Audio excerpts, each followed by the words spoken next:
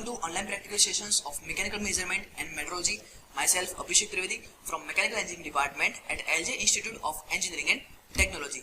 Today we are going to start our practical with the aim of to measure the linear dimensions by using the dial vernier caliper. Okay, we have discussed the vernier caliper. Now we are moving on to the dial vernier caliper. The basic difference between the vernier caliper and the dial vernier caliper is that we have replaced our auxiliary bracket by using the dial scale. Okay, other than that, the same principle will be followed for the dial vernier caliper. So the vernier principle is same. The change is that we have the auxiliary scale. Instead of auxiliary scale, we are replacing the dial scale for the measuring purpose.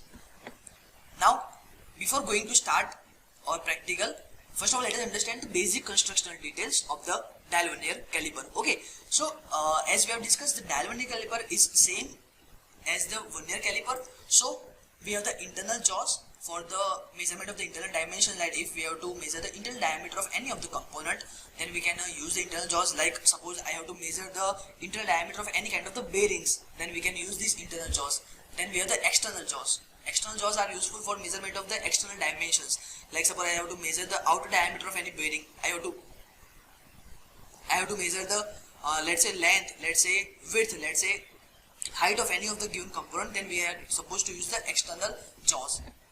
Then the bezel lock nut is provided over here.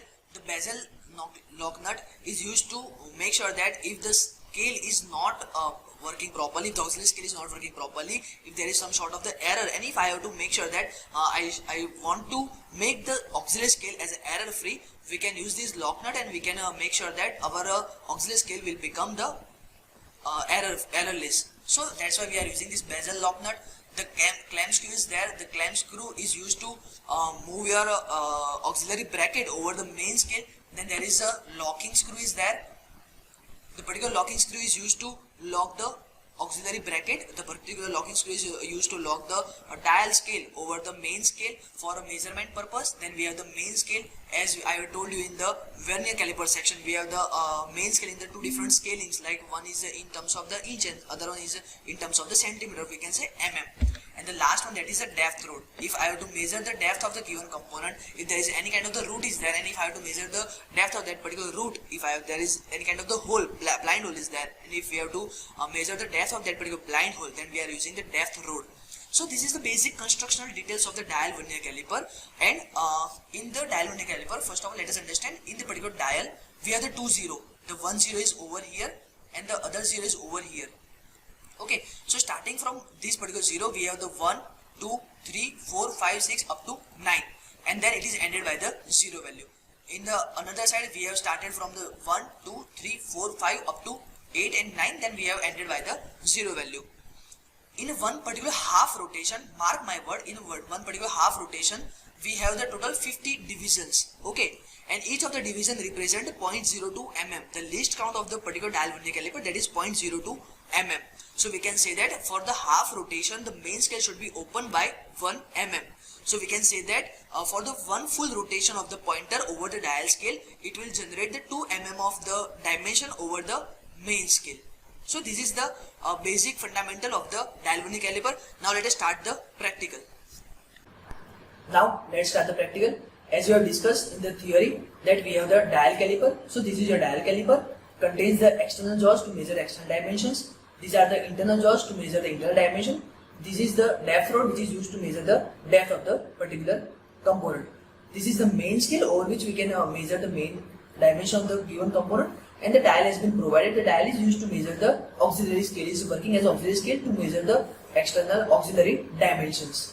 Okay, so we are going to measure the different components for the measurement.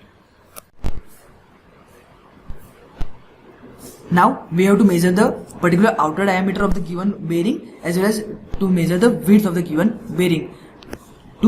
First of all, let us start with the outer diameter of the bearing by using the dial caliper. So extend the dial caliper. Then place the dial caliper, jaws of the dial caliper. Attach it by using the locking nut. You can lock the particular scale. After locking the scale, check which particular division on the main scale you can see, which is properly visible. So as from the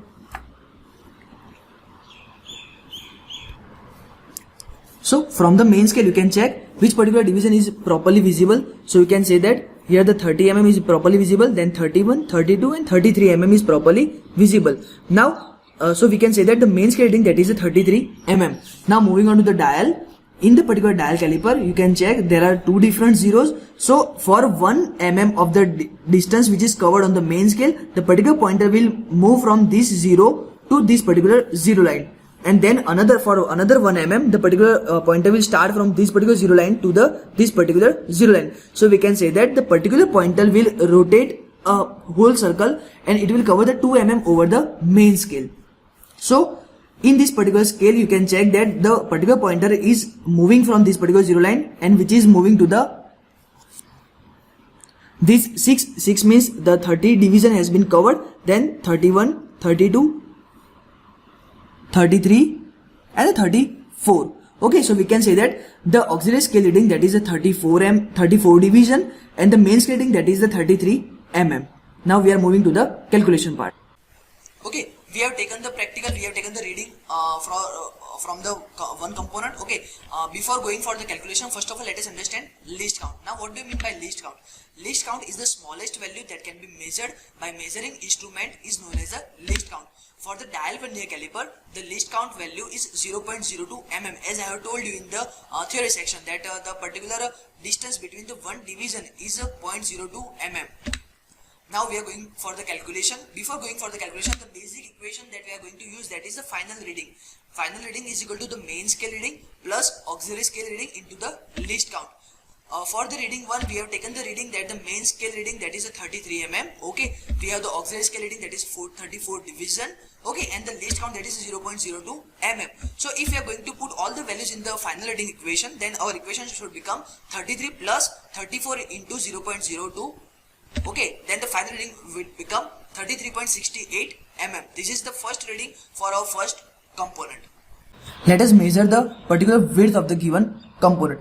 To measure the width of the component, we have the two different methods. We can measure the width by using the external jaws, as well as we can measure the width by using this particular depth rod. So first of all, we are going to measure the width from using the depth rod. Place the component over the particular slab, then extend the caliper. Okay, this is the depth rod by using which we can measure the depth, or we can say the width of the given component. So to measure the width of the given component, first of all extend the extend the dial caliper, then put your depth rod inside the particular component, make it parallel to your surface, then slightly close your instrument.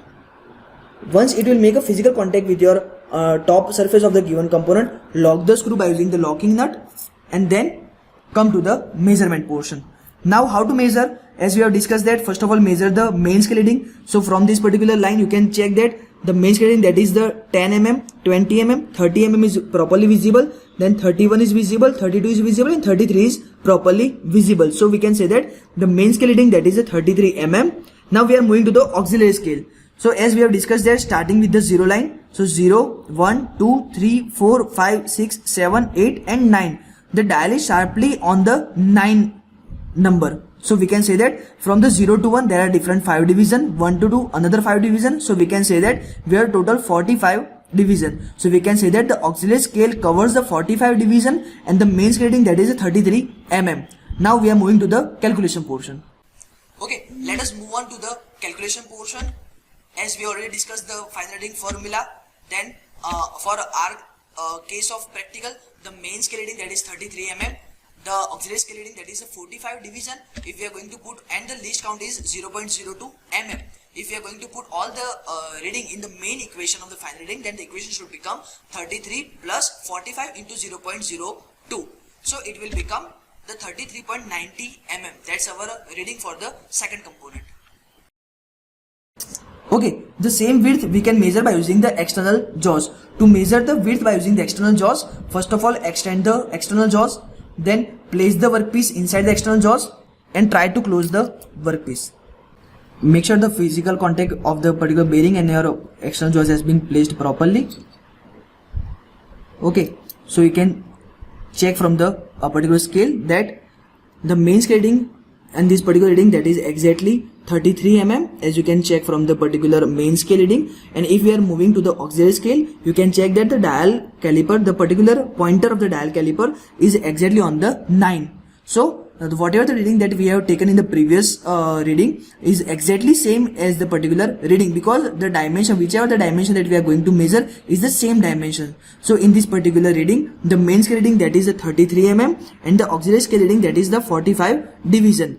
Because the reading is same, because we are going to measure the particular this dimension, we can say that the width of the component, or we can say the depth of the component is exactly same. That's why the reading is same. Now let us move on to the calculation portion. We have already discussed the final reading is equal to the main scale reading plus auxiliary scale reading into the least count. For our reading, the main scale reading would become 33 mm, the auxiliary scale reading would become the 45 division, and the least count will become the 0.02 mm. So if we are going to put all the values in the main equation, then the final reading will be 33 plus 45 into 0.02. So the final answer will be 33.90 mm. As we have seen that the reading 2 and the reading 3 are same, because we are measuring the same value by different methods. In one case we are measuring the width of the given bearing by using the external jaws, and in another case we are measuring the same dimension by using the depth rod. That's why the reading are same. Okay, thank you for today's practical session. Thank you so much.